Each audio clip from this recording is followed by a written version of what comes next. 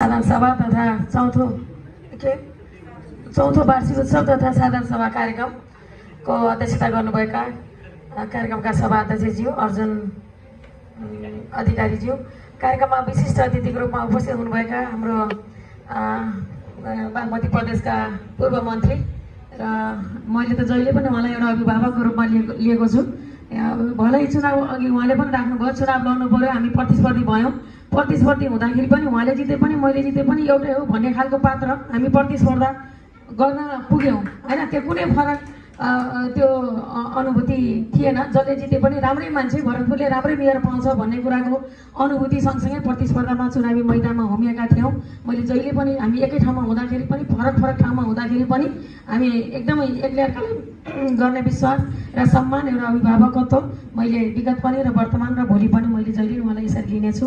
आदरणीय विजय सुवेदीज्यू, त्यसै गरी विशिष्ट अतिथिको रूपमा उपस्थित हुनुभएका भरतपुर महानगरपालिकाका आदरणीय विज्ञ स्वास्थ्य सल्लाहकार र भरतपुर अस्पतालका पूर्व अध्यक्ष र हामी सबैका एकदमै लोकप्रिय डाक्टर पनि हुनुहुन्छ, स्थापित चितवन जिल्लामा र देशैभरि पनि डाक्टर भूषराज अधिकारीज्यू, कार्यक्रममा विशिष्ट अतिथिको रूपमा उपस्थित हुनुभएका नेपाल रेड क्रस सोसाइटीका जिल्ला अध्यक्षज्यू, त्यसै गरी अतिथिको रूपमा उपस्थित हुनुभएका सम्पूर्ण अतिथिज्यूहरू, आदरणीय सामाजिक व्यक्तित्व अर्जुन भूषाज्यू, सामाजिक व्यक्तित्व एमलाल भण्डारीज्यू र यहाँ मञ्चमा विभिन्न अब यो ब्लड डोनर्स सोसाइटीको तर्फबाट विभिन्न तह तब्काबाट रहनुभएका आदरणीय अग्रज व्यक्तित्वहरू र सम्मानित व्यक्तित्वहरू, उपस्थित सबै महानुभावहरू, सबैमा सर्वप्रथम भरतपुर महानगरपालिकाको तर्फबाट आजको यो कार्यक्रममा प्रमुख अतिथिको हैसियतबाट यहाँहरू सबैलाई सन्ध्याकालीन अभिवादन नमस्कार व्यक्त गर्दछु। म एकदमै थाकेको छु। सर्वप्रथम म यो भन्न चाहन्छु, बिहान 7 बजे घरबाट निस्केको हो, खाना मुस्किलले बाटोमा छोपेर खाएँ, त्यसपछि केही पानी बाँकी पनि खाएको छैन र लगातारको कार्यक्रम 4-5वटा कार्यक्रम यो त्यो हुँदाखेरि बिहानभरिको यो नारायणी अनुगमन, नदी जानेको अनुगमन, यी सबै चिजले गर्दा थाकेको थिएँ। यहाँ धेरै बोल्नुपर्ने व्यक्तित्वहरू, विज्ञज्यूहरू सबैले विषयवस्तुहरू राखिसक्नु भएको छ, उजागर गरिसक्नु भएको छ। स्थानीय सरकार भरतपुर महानगरपालिकालाई ध्यान आकर्षण पनि गर्नुभएको छ। यी सबै विषयवस्तुहरू जति पनि पूर्ववक्ता साथीहरूले राख्नुभयो ती विषयवस्तुहरू एकदम मननयोग्य छन् र भरतपुर महानगरपालिकाको गम्भीर ध्यान आकर्षण भएको छ। म यो पहिलो जानकारी यहाँहरूलाई गराउन चाहन्छु।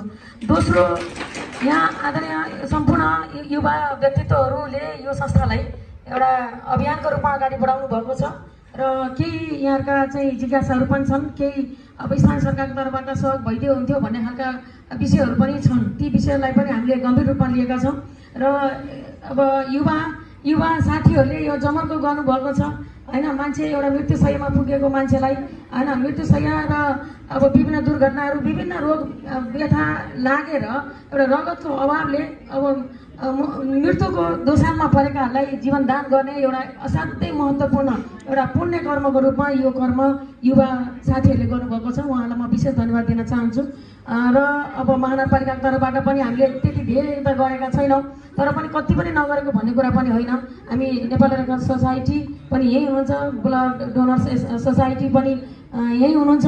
महानगरपालिकाले हामीले अब प्रत्येक रक्तदाताहरूलाई एकजना रक्तदाता बराबर 100 रुपियाँ उहाँलाई अब चाहिँ भनौँ न जुसहरू, अन्डाहरू के खानपानको लागि अथवा एकजना रक्तदाता बराबर 100 रुपियाँको दरले महानगरपालिकाले वर्षेनी हामीले त्यो रक्त सङ्कलन गर्ने संस्थाहरूलाई त्यो उपलब्ध गराउँदै आएका छौँ र त्यो गराएको कुरा ठिकै छ, तर त्यसले अलि पुगेन, अलि बढाउन पर्यो भन्नुभएको छ। त्यो विषयमा पक्कै पनि आउने आर्थिक वर्षदेखि यो विषयलाई हाम्रो स्वास्थ्य शाखाको अधिकृत पनि यही हुनुहुन्छ केशव भट्टज्यू, म उहाँलाई पनि यो विषयको यहाँ तपाईँहरूकै अगाडि ध्यान गर्छ, उहाँलाई यो विषयको निर्देशन पनि गर्न चाहन्छु। आउने वर्ष यो विषयलाई महानगरपालिकाले कति सकिन्छ आफ्नो बजेट, आफ्नो क्षमता अनुसार होइन। अब सबै क्षेत्र हेर्नु पर्यो, यो त्यो सबै गर्दाखेरि महानगरपालिकाको सीमित छ साधन स्रोत, बजेट महानगरपालिका भए तापनि आन्तरिक एकदम स्रोत महानगरको कमजोरै छ।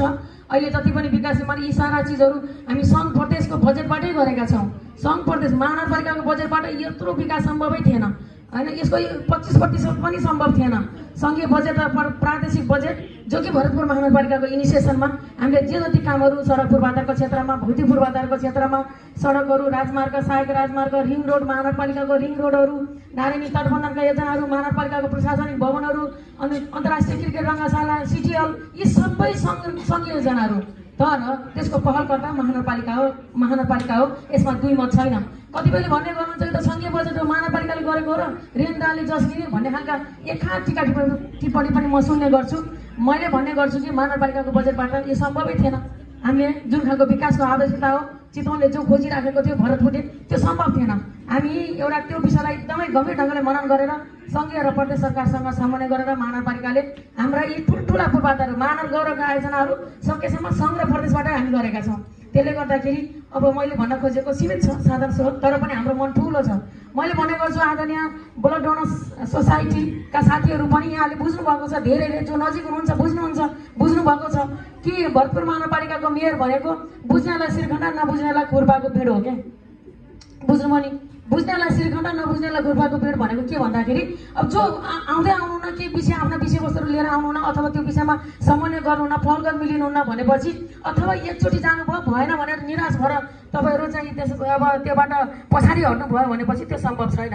तर आज भरतपुर महानगरपालिकामा जति पनि विभिन्न तह र तबका जुनसुकै आवश्यकताहरूलाई महानगरपालिकाले सकेसम्म चाहे युवा चाहे वृद्ध चाहे अब विभिन्न क्षेत्र तह र तबका सङ्घ संस्थाहरू धार्मिक संस्थाहरू सबै सकेसम्म भरतपुर महानगरपालिकामा आइसके पछाडि सकेसम्म रित्तो हात नफर्काउने उहाँलाई निराश नबनाउने हाम्रो महानगरपालिकाको एउटा चाहिँ मूल्य र मान्यता छ।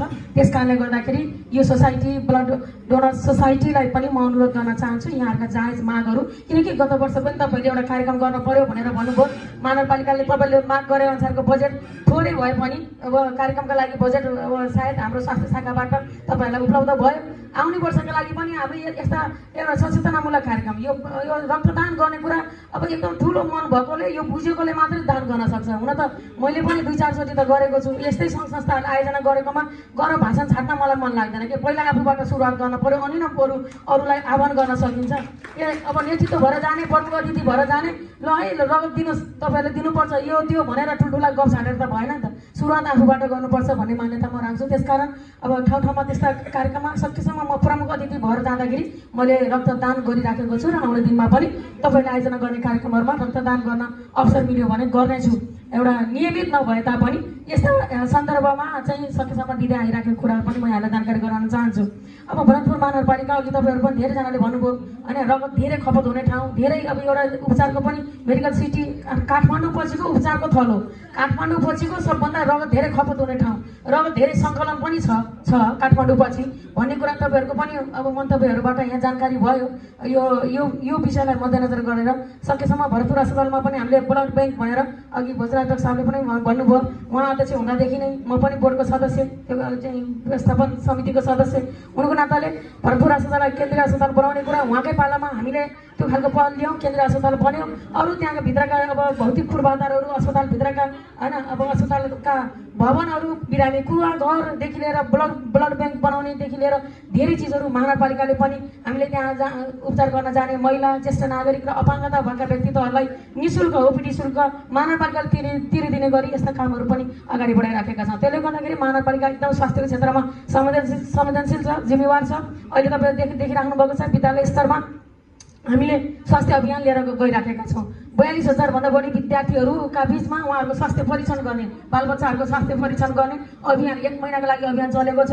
अस्ति भर्खर 1 महिना अगाडि हामीले विद्यालयहरूमा छात्राहरूलाई छोरीहरूलाई 10 देखि 16 वर्षका छोरीहरूलाई पाठेघरको मुख्य क्यान्सरको खोप हामीले लगाएर त्यो सम्पन्न गरिसकेका छौँ।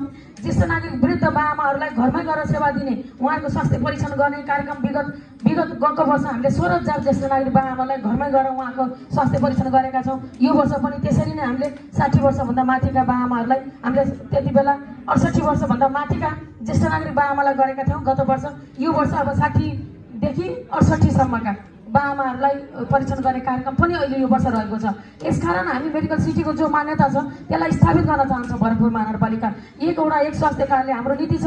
आज महानगरपालिकाभित्र लगभग 42वटा स्वास्थ्य केन्द्रहरू स्वास्थ्य संस्थाहरू रहेका छन्। स्वास्थ्य अब संस्थाहरू मात्रै छैन कि प्राथमिक उपचार गर्नका लागि आवश्यक जनशक्ति र त्यो खालको स्वास्थ्य उपकरणहरू पनि हामीले त्यहाँ प्राथमिक उपचारका लागि चाहिने ती चिजहरू जनशक्तिदेखि लिएर सबै चिजहरू व्यवस्थापन गरेर स्वास्थ्यको सेवा जनताको घर आँगनमा पुर्याइराखेका छौँ। यी चिजहरू सँगै आउने दिनमा यी सङ्घ संस्थाहरू जति पनि हुनुहुन्छ सामाजिक सङ्घ संस्थाहरू त्यसमा पनि अब ब्लड सँग सम्बन्धित अथवा रक्तसँग सम्बन्धित विषय त झन् संवेदनशील विषय हुनुको नाताले महानगरपालिकाले तपाईँले उठाउनुभएका विषयवस्तुहरूलाई एकदम गहिरो गरी मनन गर्ने त्यसलाई सम्बोधन गर्ने सकेसम्म सम्बोधन गर्ने म प्रतिबद्धता व्यक्त गर्न चाहन्छु। आजको यो कार्यक्रम एकदमै अब लामो म जान पनि सक्थेँ सुरुमै बोलेर, तर पनि त्यो पनि मेरो छैन। प्रमुख अतिथि भएर आउने बिचमा बोलेर हिँड्ने सकेसम्म नगर्ने हो। अब कार्यक्रम दिनमा 5-6वटा कार्यक्रम हुँदा त फेरि बाध्यता पनि हुन्छ कहिलेकाहीँ, सकेसम्म त्यो पनि चलन नभएको कारणले म अन्तिमसम्म पनि यो कार्यक्रममा उपस्थित भएँ, किनकि युवाहरूले आयोजना गर्नुभएको कार्यक्रम। त्यसै पनि मलाई त्यो अलिकता चाहिँ अलिक फरक महसुस हुन्छ। त्यसले गर्दाखेरि आफूमा युवा नेचर भएर पनि होला। त्यसले गर्दा युवा साथीहरूलाई फेरि पनि हार्दिक बधाई दिन चाहन्छु। यहाँहरूको आगामी पाइला एकदमै सफलतापूर्वक अगाडि बढुन्। महानगरपालिका तपाईँहरूको साथमा छ, भरतपुर महानगरपालिकाको मेयर तपाईँहरूसँगै रहेको छ भनेर तपाईँहरूले महसुस गरेर अगाडि बढ्नु भन्दै यहाँहरूको यो 4थो वार्षिक साधारण सभा भव्य सफलताको शुभकामना दिँदै बिदा हुन्छु। हस्, धन्यवाद, नमस्कार।